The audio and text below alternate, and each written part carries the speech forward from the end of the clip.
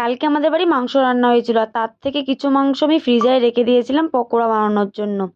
এখন ফ্রিজার থেকে বার করে আমি জলে রেখে দিয়েছি, কারণ প্রচণ্ড ঠান্ডা ছিল। আর একটু ছোট ছোট করে পিস করে নিয়েছি।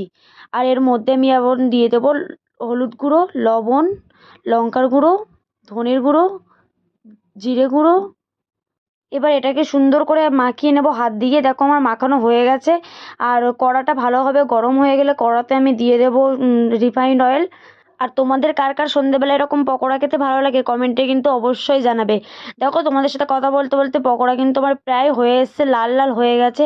এবার এটাকে আমি উঠিয়ে নেব। দেখো প্লেটে উঠিয়ে নিয়েছি, আর এখানে দিয়ে দিয়েছি আমি ধনেপাতার চাটনি আর টমেটোর চাটনি। পুরো পকোড়া কিন্তু আমার এখন রেডি। এবার আমার নিয়ে যাবো আমার বরের কাছে। চলো আমার বর খেয়ে কেমন রিয়াকশান দেয় তোমরাই দেখো।